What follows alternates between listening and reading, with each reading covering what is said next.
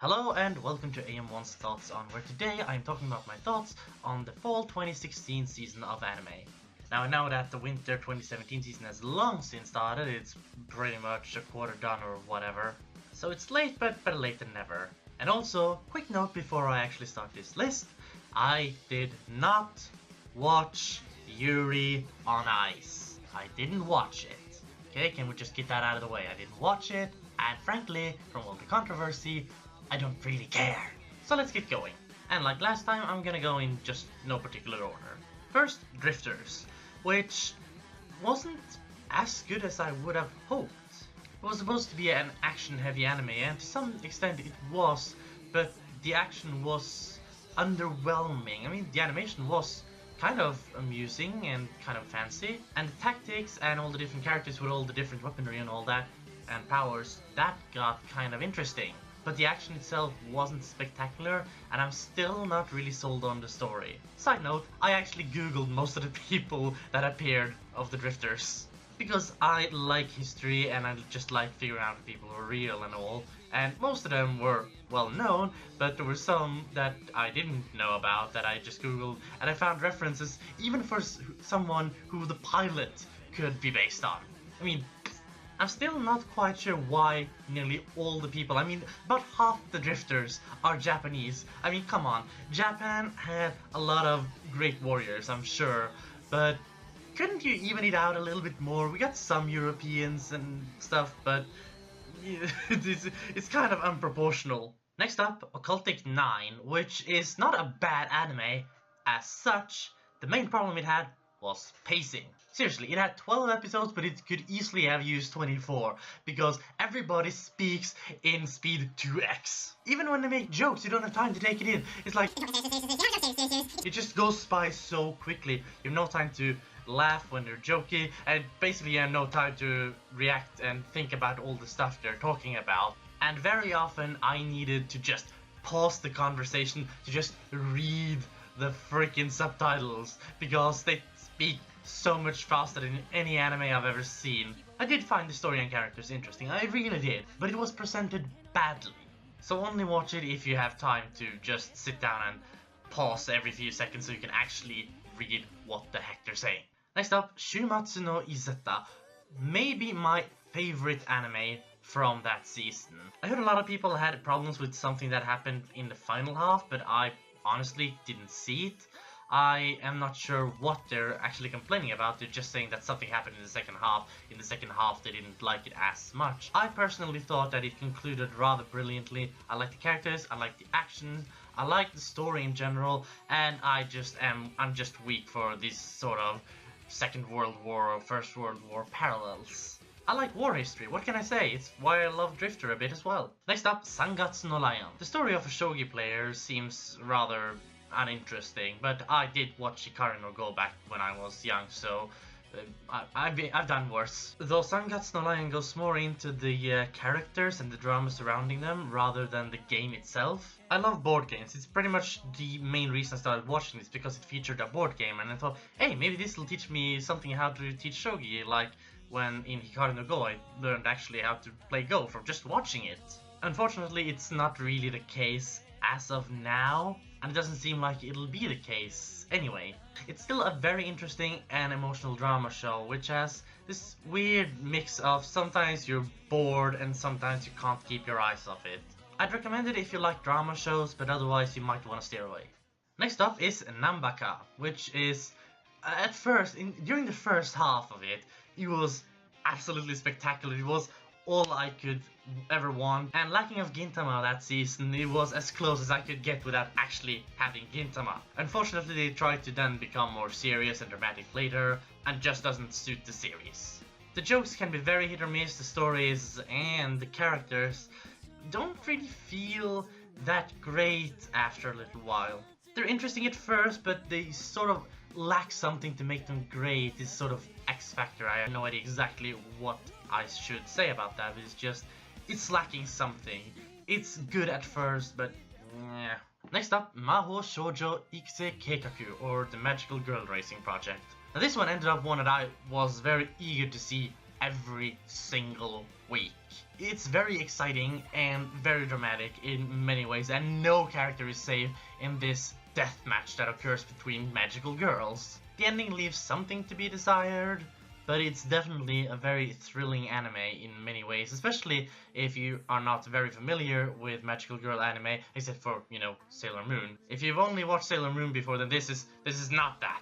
This is not that at all. Granted, I haven't watched Madoka Magica, so that might be better. I've heard a lot of good things about that, but, you know, this was definitely worth the watch. The characters especially made it work really well for me. And the way the entire setting with the deathmatch was set up, I loved it. I just loved it. Next up, www.working, also called webworking. Now this is a spin-off or sequel or whatever you want to call it to the original Working series, and the first few episodes are as great as you'd want them to be. Working is one of my all-time favorite slice of life anime, and when I saw this title show up I was just, yes, I am watching that. Unfortunately, this one just doesn't take its time to do stuff. While the original Working would take its time to just slowly build up our characters and evolve them, introduce some new characters once in a while and move along, and actually go on to end in a very satisfying way, Webworking doesn't really do that.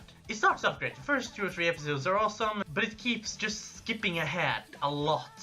Like several months in the future, stuff happens, and the characters do these wide 180s and just, they're completely different at some point. In the end, it failed to deliver on the hopes I had for it. So I wouldn't necessarily recommend this unless you were a big fan of the original Working series. I mean, it's okay, but it's nothing spectacular. Next up we have Cheating Craft, which started out with an interesting concept, but it just fell flat and eventually I just didn't really care about it. It's one of these short series, it's like 10 minutes per episode, so you don't really lose a lot of time by watching it, but it's just, I don't think it's worth it. Same can be said with the short episode series To Be Hero. Starts off strong, has a lot of funny moments, interesting gags, but it just takes a turn that I don't really like all that much. It's not all that bad, but it just eventually gets this sort of weird atmosphere around it, which kind of offed me. It's funny at times, but you don't lose anything by not watching it. Next up we have Shakunetsu no Takyu Musume, or Scorching Ping Pong Girls, as it's called in English. It gave me a very sense of Prince of Tennis when watching this, and yes, I have watched all of Prince of Tennis, basically.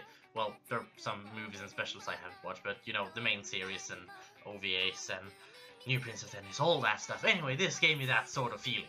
You know, only with cute girls in high school. Story is as basic as you can want it. There are girls in a ping pong club and they play ping pong in tournaments and aim for the nationals. Yay! The characters are fairly standard as well too, but it's just something about this. I think maybe for me it's this sort of nostalgia feeling that I've missed from watching many a sports anime, you know, the one-on-one and seeing the analyzing from the outfield with people commenting, oh, that's that move, oh yeah!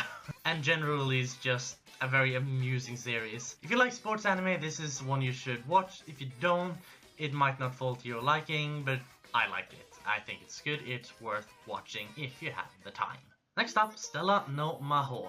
And let me just say, the previous season we had an anime that was called New Game, which was supposed to be about girls who made a game in a professional company, although it just turned into more of a standard slice of life, girls sit around doing cute things and saying silly things anime.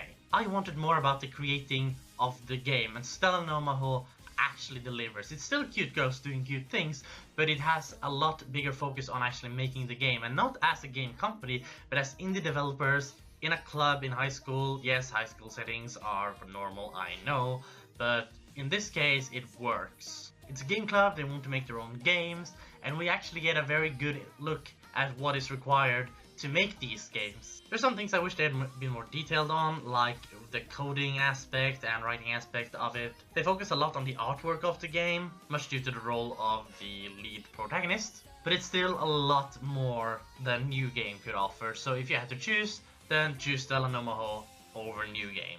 Next up, Nasotokine, another short anime, and this was not one that I would recommend to a lot of others. The reason I watched it was because it had to do with puzzles. I like games, I like puzzles. Puzzles are interesting, and this anime presents very interesting puzzles. However, the story it tries to just kind of force in there seems weird and the characters are very cookie cutter, and there are times when I can't even make the characters apart. There are times when I think that the main character is someone else and vice versa.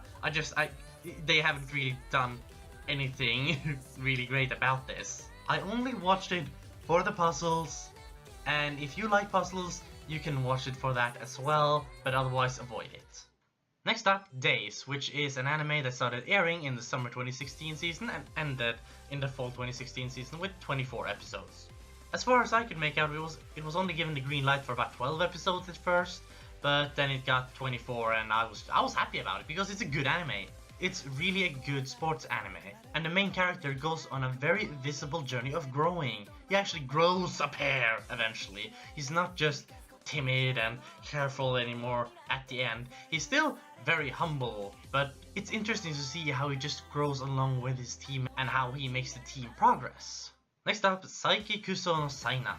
Now this anime actually ended twice already, because at first it had like 85 official episodes, but then it started suddenly airing more, and suddenly we had 120. And I hear what you're saying, what? 120 episodes? Yes, but every one of them lasts for only 4 minutes, and they actually release some compilation episodes where they have every 5 episodes, they just bundled together, so 5 episodes at once, so episode 1 to 5 bundled together as episode 1, episode 6 to 10 bundled together as episode 2, etc, etc. So it's like, yeah, so in total they have 26 episodes of that. So it's 26 episodes worth of normal anime if you want to watch it that way. And it is really great, it's really fun, keeps the jokes going. It does have a little bit of the same problem as Occultic 9 with the way people speak, because they speak really fast, but that's just to keep the jokes going. And the visuals kind of help make the jokes anyway, so sometimes you don't even need to pause to understand what was happening. I definitely recommend Psyche over some other anime about a psychic boy with overpowered powers. You know which one I'm talking about, don't you? Next up, Regalia, the Three Sacred Stars. This one also actually started airing in the summer of 2016, but then they just sort of stopped on episode 3 or 4 or something, and then they started airing them again in the fall season for reasons that were... They said they were going to touch up on the quality, but if they weren't done with it, then why did they start airing it anyway back then? Anyway, Regalia, the Three Sacred Stars does not deliver anything new or spectacular. It's big mechas and girls controlling them. Cute girls in big robots. That's the entire synopsis you need. That's all you need to know. There's nothing more interesting than that. If you've seen mecha anime, if you've seen cute girl anime, this is the mix of the two. That's all you need to know. Next up, Getsuyobi no Tawa, which I did watch, and I wouldn't really recommend anyone else watching it because it's weird in its own way, and about as close as you can get to hentai without it actually being hentai, I guess. I mean, at least as far as the basic story is concerned. But it's one of these which every episode lasts like 4 or 5 minutes, and it can be a bit fun at times, but there's something also about the timeline. It follows a lot of different stories, it feels like, and I'm not sure exactly what is going on as sort of an overarching story. I'm sure there are a lot of people who are smarter than me that can figure out, aha, that's actually what's going on, but I didn't follow. So if you want to watch it, Getsuyobi no Tawa, go for it, if you need to. And that's the end of the list for now. This list of course excludes OVAs and movies and specials and so on, and just focuses on main series. These are just very general thoughts I have. I try not to spoil anything. If I did, I'm sorry. But the main thing I actually want to get out there is whether or not I actually recommend these series. And it was a surprisingly good season. So I hope you liked this video. I'll try to get more anime related content out there. Hopefully in a more timely manner. But until next time, remember, I have been Anime Mixer 1, and I approve of this video.